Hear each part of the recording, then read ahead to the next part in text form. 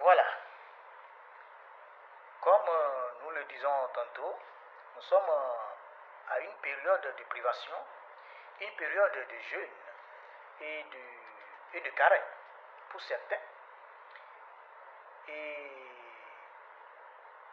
ce moment est un moment crucial, est un moment fatidique d'effort et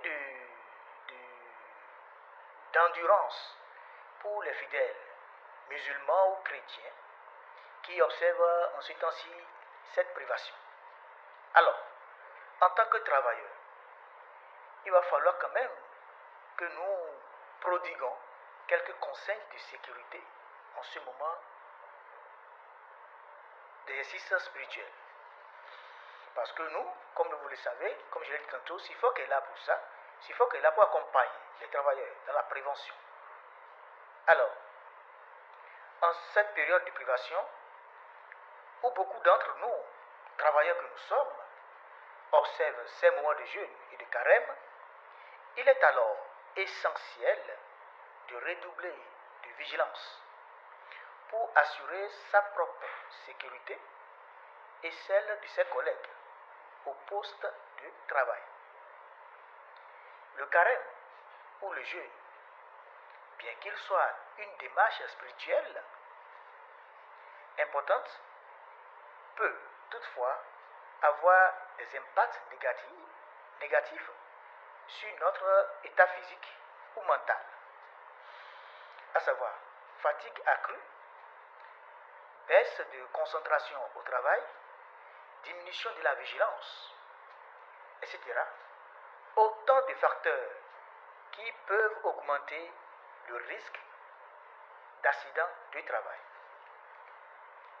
Pour prévenir notre sécurité et garantir le bon déroulement de chaque opération, voici quelques conseils que vous pouvez toutefois utiliser, que vous pouvez toutefois mettre en exergue, que vous pouvez toutefois appliquer pour avoir des résultats. Premier conseil, il faut apprendre à écouter votre corps. En étant au poste de travail et en observant le jeûne ou le carême, il faut apprendre à écouter votre corps. C'est très capital, c'est très très important.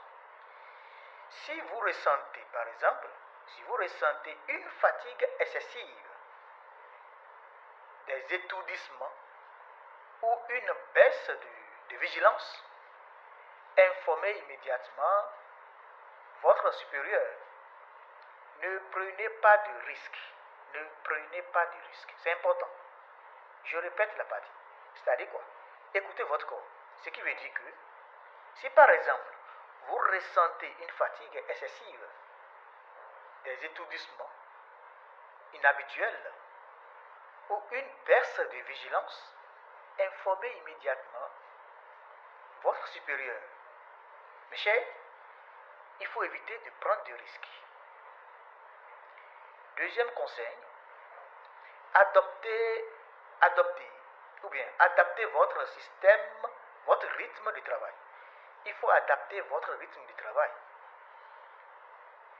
Travaillez méthodiquement, c'est très capital. Travaillez méthodiquement. Évitez la précipitation et respectez scrupuleusement les consignes de sécurité. Voilà. Il faut travailler méthodiquement, de façon méthodique, tout en évitant la précipitation au travail et tout en respectant les consignes de sécurité instaurées dans votre milieu de travail. Troisième conseil à vous donner, hydratez-vous suffisamment. Hydratez-vous correctement. Après la rupture du jeûne et avant de commencer votre journée, hydratez-vous suffisamment pour éviter le dessèchement au cours de la journée. Ça veut dire quoi? Peut-être je prends le cas des musulmans qui, à l'aube, à 4h voire 5h, se réveillent pour prendre un petit repas pour pouvoir quand même, pour que l'organisme réponde en journée. En ce moment-là, à l'heure où vous vous réveillez pour prendre ce petit repas-là, hydratez-vous suffisamment. Prenez assez d'eau. C'est très important. Prenez assez d'eau en ce moment pour que tout au long de la journée, vous ne vous sentez pas desséché. Que votre corps soit en mesure de répondre à certains besoins. Ça, on dit hydratez-vous. Après la rupture de jeûne et avant de commencer votre journée, hydratez-vous suffisamment pour éviter le dessèchement. Quatrième conseil, respectez les pauses. C'est très capital. En milieu de travail, il faut respecter les pauses. Quatrième conseil, respectez les pauses. Profitez des temps de repos. Profitez des temps de repos pour récupérer. Voilà. Surtout dans les environnements exigeants comme les sites industriels. Oui, ceux qui sont dans les milieux industriels, les grandes industries de transformation, vous avez besoin de repos. Et il y a toujours des heures de repos.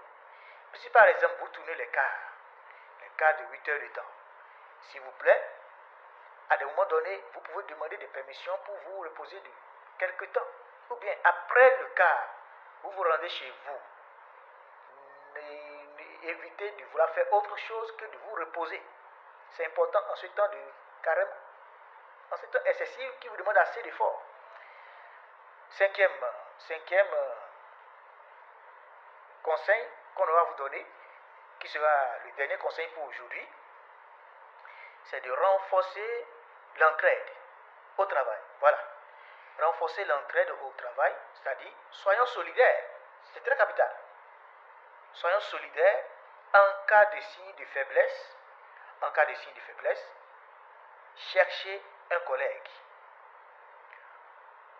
Apportons-lui de soutien. Je dis bien, en cas de signe de faiblesse, chez un collègue par exemple, en cas de signe de faiblesse chez un collègue, il faut lui apporter du soutien. Et signalons toute situation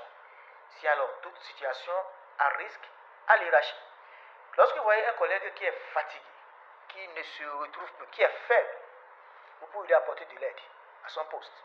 Et signaler en même temps à votre hiérarchie qu'il y a un de vos collègues qui ne se sent pas bien. Afin de vouloir quand même prendre les mesures qu'il faut pour l'évacuer en cas de besoin. Il y a des entreprises, il y a des industries qui, au temps de carême, changent leur organisation du travail, c'est-à-dire il y a les heures qui changent. Si ça n'est ainsi chez vous, c'est bon. Dans le cas contraire, vous pouvez travailler comme cela se doit, les 8 heures de travail, respectez-les, tout en cherchant à trouver le temps de repos pour pouvoir récupérer. Voilà un peu nos quelques conseils pour ce mois béni de Ramadan et pour ce mois béni de carême pour d'autres. Alors, vous savez, dans toute entreprise, dans toutes les industries, dans toutes les entreprises, quelle que soit la nature, l'objectif zéro accident est une priorité. Et c'est l'ambition de tout un chacun au niveau des entreprises. Alors, pour ne pas quand même freiner cet objectif-là, alors mesurez nos faits, surtout en ce temps précis de carême chez certains et de jeûne chez d'autres. Pour finir, nous vous dirons que votre sécurité au travail est notre priorité. Parce que à SIFOC qui est HSE, nous accompagnons les entreprises, nous accompagnons les industries à la prévention des risques d'accident. Merci beaucoup et à la prochaine.